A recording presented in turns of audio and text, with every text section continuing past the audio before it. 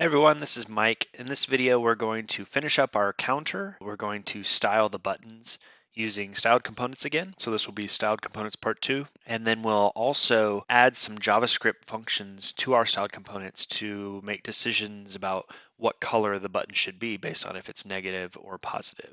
All right, to get started, what we'll do is we'll make a new styled component file down here in our styles folder. So I'll do right-click new, and I'll do a styled button.js file.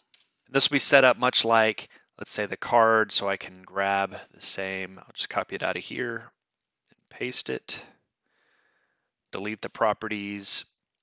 We're going to have two things. We're going to have a styled button, and then I also want to create a button group. All right, so let's bring in the properties for the styled button. So the first ones are cursor. We want it to be a pointer instead of just a normal mouse. We want the user select to be set to none, so they can't select the text on the button. We want the display to be inline block. I want the buttons to be lined up, and then we'll make a button group for them. Added some padding, normal font size, font weight is normal, line height 1.5. Border radius, just give it a little bit of rounded edges on the border. And then the color of the text will be white. From here, we want the background color to be blue. So I'll do a 00 FBFF. And then the rest of this is going to be here. We've got a transparent 1 pixel solid border, center align, middle align.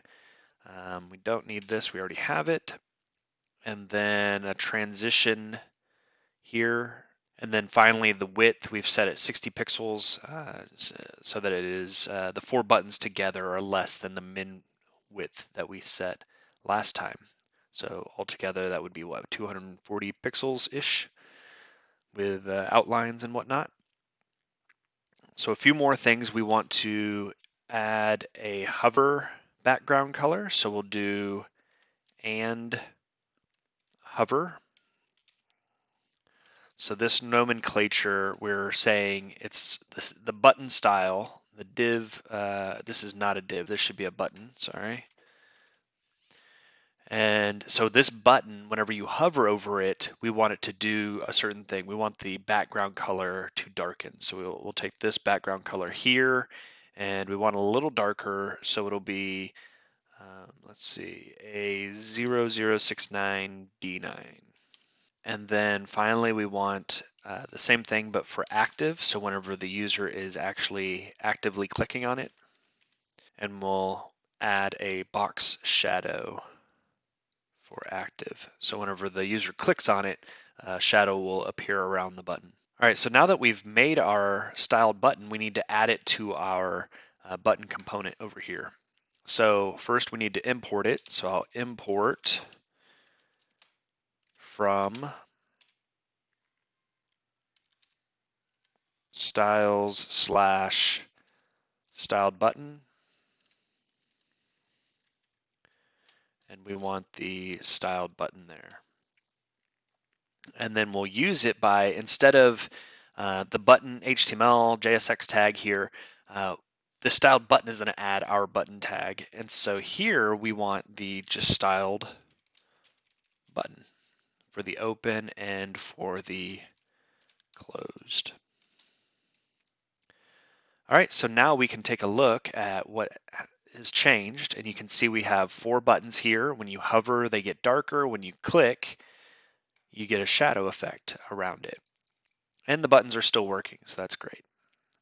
So the next thing we want to do is we want to turn this into a button group. So we want to get rid of the rounded edges, and we want to put a border between these so we know one button from the next. And then finally, we'll work on colorizing these based on a prop that we pass through. So let's go back to our styled button, and we have a button group here. So first, let's bring in our button group margins and positioning. So adding a margin top, 4 pixels to the bottom, Relative position, we're displaying inline flex and middle alignment. From here, what we can do is we're going to add a selector kind of like the hover and the active, but what we want is we want the not the last child. So if it's not the last child, if we look at here, on the last one we want the rounded corners, but in the middle we don't want rounded corners on the right side or on the left side. But if it's the first one, we do want rounded corners. So if it's not the last, take off the right side. If it's not the first, then take off the left side. And then we'll also add a border color here. All right, now that we've added some margins to the button group, we will affect buttons within the button group. So we're going to override a few things here. So I need a button container. And so with the styled components, we can nest containers like this. So with any button within the button group, we can just open it up right here. And so we'll make the position relative, do a flex. So we're going to select and not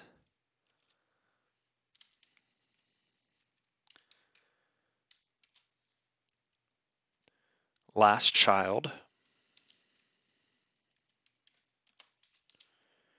And we'll also do and not first child.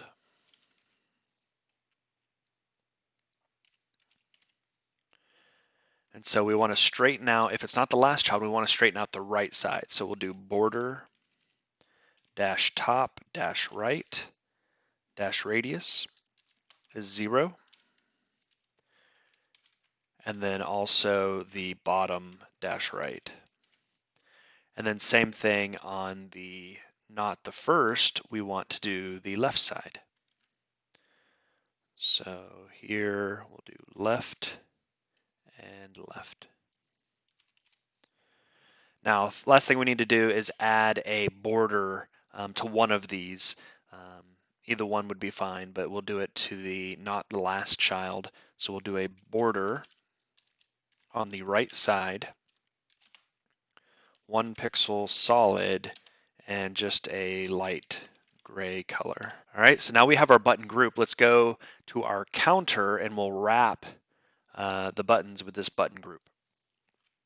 So I'll copy our style card import, and we're going to import button group from styled button. And then down here, I'll add a wrapper for button group.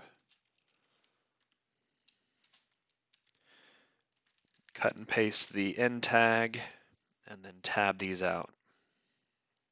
So the next thing we want to do is we want to take care of the colors. So we don't want them all blue. We want to know just by glancing at it which ones will increase our counter and which ones will decrease. And so we'll make the positive buttons green and we'll make the negative buttons red.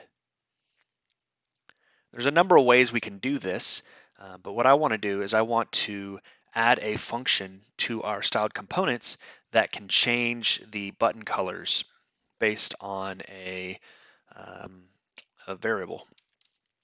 So I'll make a new function called handle theme, and it's going to take in button theme,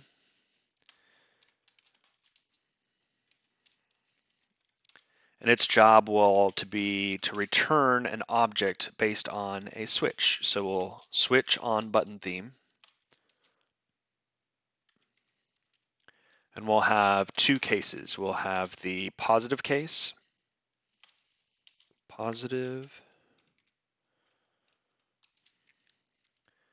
and we'll have the negative case. And then we'll have default for anything that either isn't designated or other than positive or negative. It'll just be the blue color that we already have. And so what that can look like is we'll return an object, and it's going to have two things in it. We're just going to change the background color that it normally is, and we'll change the background color on hover. So we're going to send back background color, can be this color right here. We don't want semicolon, we want a comma. And we want this to be a string. So let's do that. And then we want the same thing here, but hover. So we'll do a hover background color. But this should be whatever this one is. All right, so I'm going to copy this, and we'll have, this should be negative.